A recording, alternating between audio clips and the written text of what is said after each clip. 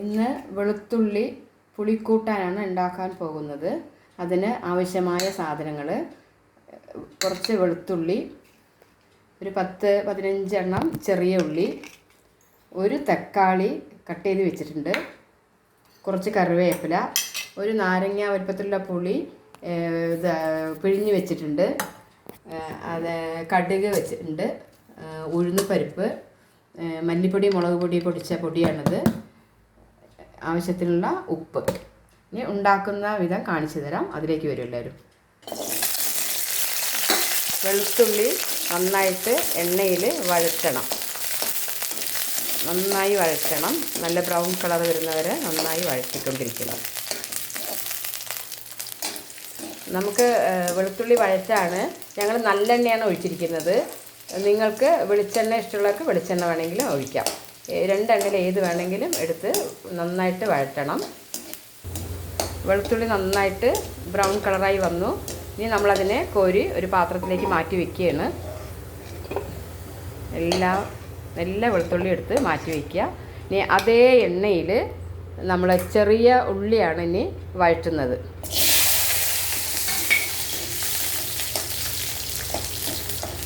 ചെറിയ ഉള്ളി നന്നായി വഴറ്റിയിട്ടുണ്ട്. ഇനി അതിലേക്ക് നമ്മൾ അരിഞ്ഞു വെച്ച തക്കാളി ചേർക്കുകയാണ്. അത് രണ്ടും നന്നായിട്ട് വഴറ്റണം.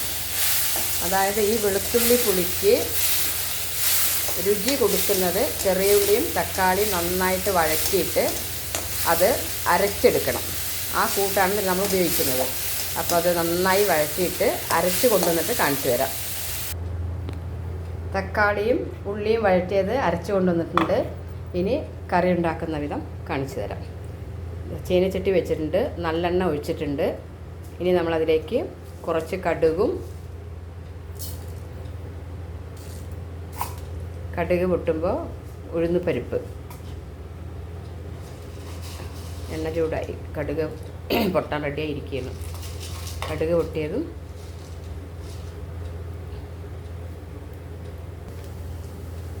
കടുക് പൊട്ടി ഉഴുന്നുപരിപ്പിട്ടു. കുറച്ച് കറിവേപ്പില,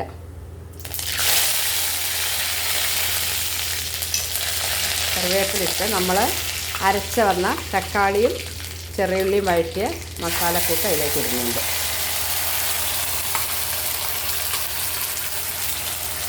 ഇട്ടിട്ട് നന്നായിട്ട് വഴറ്റണം. തക്കാളിയും ഉള്ളിയും അരച്ച പേസ്റ്റ് നന്നായിട്ട് വഴണ്ടി വരുന്നുണ്ട്. നന്നായി വഴണ്ടി വന്നതിന് ശേഷം നമ്മൾ അതിലേക്ക് പുളി നമ്മൾ കലക്കി വെച്ചത് ഒഴിക്കുകയാണ്.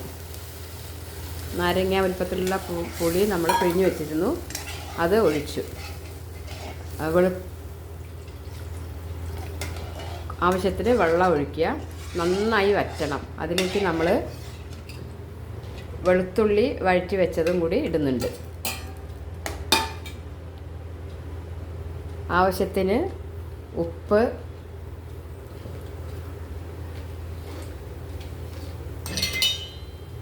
ആവശ്യത്തിനുള്ള ഉപ്പ്, മല്ലിപ്പൊടി, മുളക് പൊടിയും പൊടിച്ച പൊടി,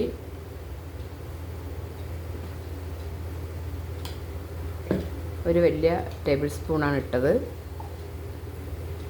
കുറച്ച് മഞ്ഞൾപ്പൊടി. എല്ലാം ഇട്ടതിന് ശേഷം നന്നായിട്ട് മിക്സ് ചെയ്ത് കൊടുക്കുക. നന്നായി മിക്സ് ചെയ്ത് കൊടുക്കണം. ഇനി ഇത് തിളച്ച് നന്നായിട്ട് കുറുകി വരണം. വെളുത്തുള്ളി പുളിക്കൂട്ടാന് ടേസ്റ്റ് കൊടുക്കണമെങ്കിൽ നല്ലോണം കുറുകി വരണം. നമ്മൾ ചോറിന് ഒഴിച്ച് കഴിക്കുന്ന പാകത്തിൽ, ഒരുപാട് വെള്ളമില്ലാത്ത രീതിയിൽ നമ്മളതിനെ കാണിച്ചു തരാം. കുറുക്കട്ടെ. കുറുകിയതിന് ശേഷം കാണിച്ചു തരാം. നമ്മുടെ കറി നന്നായിട്ട് വറ്റി വന്നിട്ടുണ്ട്. ഇതിന് ടേസ്റ്റ് കൊടുക്കാനായി നമ്മൾ ഇപ്പോൾ ചെയ്യാൻ പോകുന്നത്, നമ്മൾ സാധാരണ പുളിക്കൂട്ടാൻ വെക്കുമ്പോൾ നമ്മൾ ആദ്യം കടുക് ഉഴുന്നുപരിപ്പിടുമ്പോൾ ഉലുവ പൊട്ടിക്കാറുണ്ട്. ഇതിന് നമ്മൾ ഇപ്പോൾ എണ്ണ ഒഴിച്ച് ഉലുവ പൊട്ടിച്ച് കറിക്ക് ഒഴിക്കുകയാണ്. അപ്പോൾ ലാസ്റ്റ് നമ്മൾ ഈ ഉലുവ പൊട്ടിച്ച് ഒഴിക്കുമ്പോൾ നല്ല ഒരു മണവും നല്ല ഒരു ടേസ്റ്റും ആയിരിക്കും ഈ കറിക്ക്. സൂപ്പർ പുളിക്കറി റെഡിയായി. ഉലുവ പൊട്ടിച്ച് വെച്ചപ്പോൾ നല്ല മണം വരുന്നുണ്ട്. സൂപ്പർ കറിയായി. നിങ്ങളിതുപോലെ ഉണ്ടാക്കി കഴിച്ച് നോക്കിയിട്ട് അഭിപ്രായം അറിയിക്കണം.